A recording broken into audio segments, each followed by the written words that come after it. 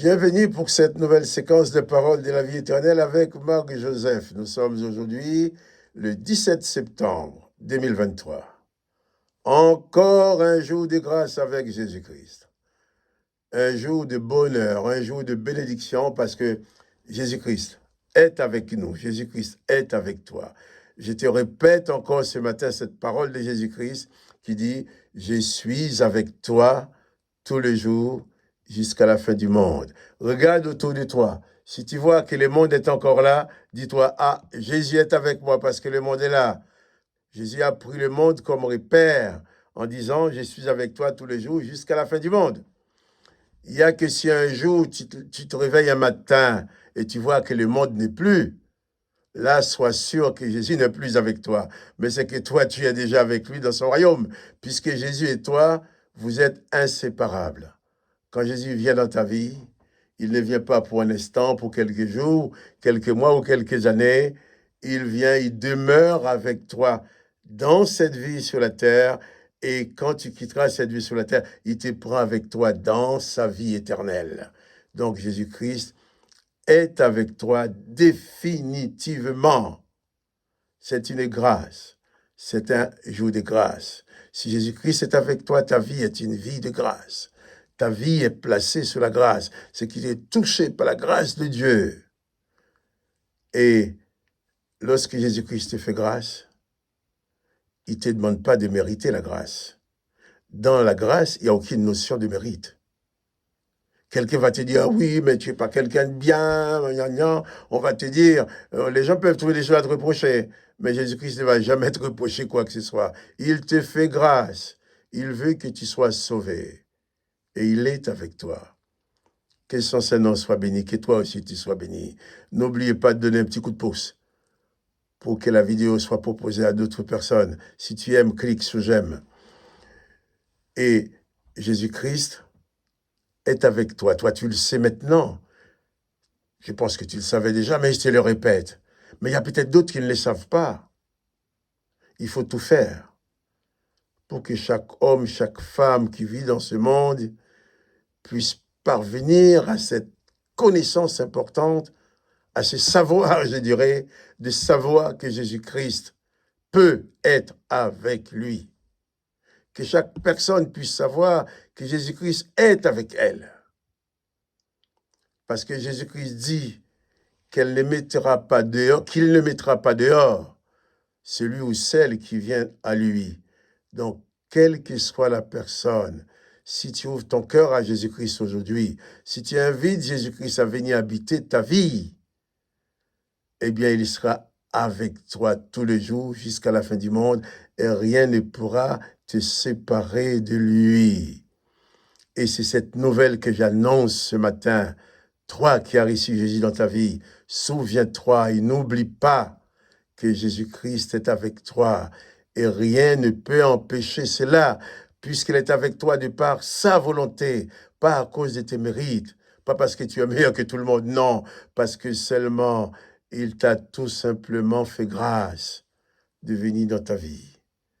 Alors que le nom de Jésus-Christ soit béni, que toi aussi tu sois béni. Je voudrais t'encourager ce matin à marcher avec Jésus. Je voudrais t'encourager à serrer les liens, à entretenir une relation profonde, une relation forte avec Jésus-Christ. Je t'encourage vraiment à jouir de cette présence, à réaliser à chaque instant cette présence dans ta vie. Ça change les choses, hein? Face aux événements, face au comportement des autres, face aux circonstances que tu vas affronter. Si tu réalises pleinement la présence de Jésus-Christ dans ta vie, tu seras beaucoup plus fort pour affronter toutes les circonstances qui se présenteront devant toi. Nous allons lire un passage de l'Évangile qui parle de Jésus-Christ. Hier, nous avons parlé de ce souverain sacrificateur qui a déchiré sa sacrificature, de tous ces gens qui ont traité la vérité que Jésus a dite, ils l'ont appelé blasphème, tandis qu'ils étaient en train de raconter des mensonges à côté pour accuser le maître. Nous avons parlé aussi de ces gens qui ont frappé Jésus. Ils l'ont craché dessus. Là, nous allons nous rappeler un autre passage que nous avons lu il y a quelques jours, lorsque Jésus avait dit à Pierre, avant que les coqs chantent 2 fois, tu me régneras 3 fois. Marc chapitre 14, verset 66. Pendant que Pierre était en bas dans la cour, il vint une des servantes du souverain sacrificateur. Voyant Pierre qui se chauffait, elle le regarda et lui dit, « Toi aussi tu étais avec Jésus de Nazareth. » Pierre nia, disant, « Je ne sais pas, je ne comprends pas ce que tu veux dire. » Puis il sortit pour aller dans le vestibule et le coq chanta. La servante l'ayant vu, se mit de nouveau à dire à ceux qui étaient présents, « Celui-ci est de ces gens-là. » Et il les nia de nouveau. Peu après, ceux qui étaient présents dit encore à Pierre, « Certainement, tu es de ces gens-là, car tu es galiléen, et ton langage est semblable au leur. » Alors il commença à faire des imprécations et à jurer, « Je ne connais pas cet homme dont vous parlez. » Aussitôt, pour la seconde fois, le coq chanta.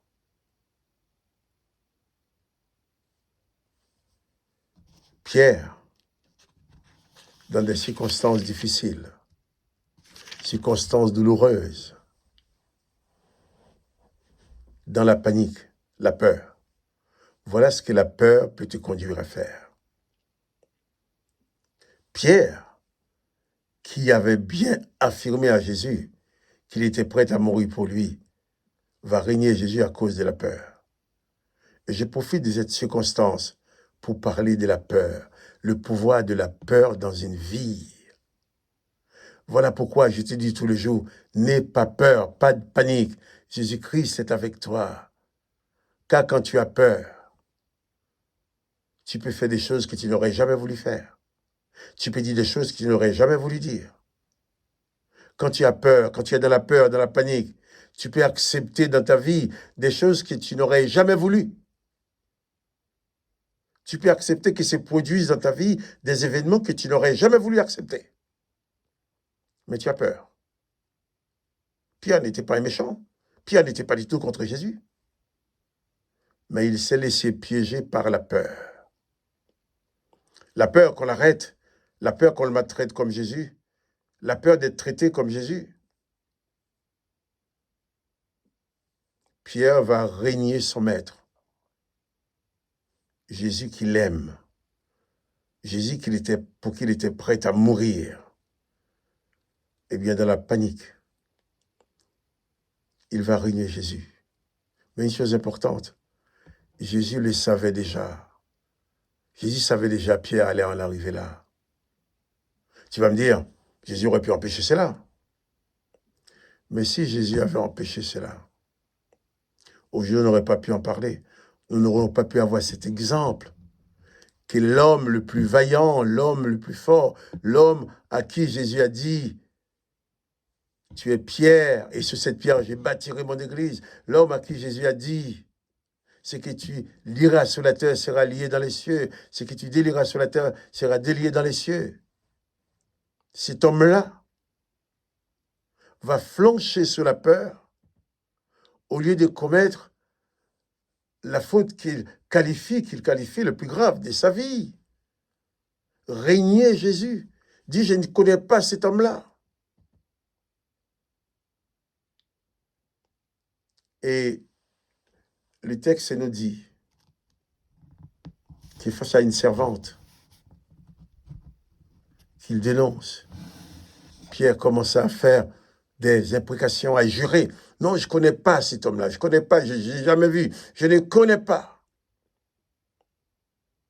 Pourquoi Pierre a-t-il fait ça? Pas parce qu'il était plus mauvais que les autres. D'ailleurs, Pierre était le plus brave que tous les autres. Parce que lui, il a osé entrer dans la cour du souverain sacrificateur. Tandis que les autres étaient partis. Le tout s'était éparpillé. Mais seulement, je dis ceci. Réalise que Jésus est avec toi et bannis la peur dans ta vie. La peur n'évite pas les dangers. La peur produit les dangers. La peur va te faire perdre tes moyens. Dans la panique, tu ne sais plus ce que tu fais, tu feras n'importe quoi. Or, en tant que disciple de Jésus-Christ, tu n'as pas vocation à faire n'importe quoi. Tu as vocation à faire ce qui est de la volonté du Père, de la volonté de Jésus-Christ. Tu as vocation à vivre en tant que disciple de Jésus-Christ en accomplissant sa volonté. Oh, Pierre est tombé dans le piège de la peur. Il a régné Jésus. On va en parler encore demain matin. On reviendra dessus demain matin. Mais pour ce matin, je te dis, souviens-toi et n'oublie pas que Jésus-Christ est avec toi. Alors, pas de panique devant les événements, pas de panique devant les circonstances. Jésus-Christ est avec toi, il t'accompagne, il dirige ta vie et il maîtrise chaque événement que tu vas avoir à traverser. Que le nom de Jésus-Christ soit béni. Que toi aussi tu sois béni.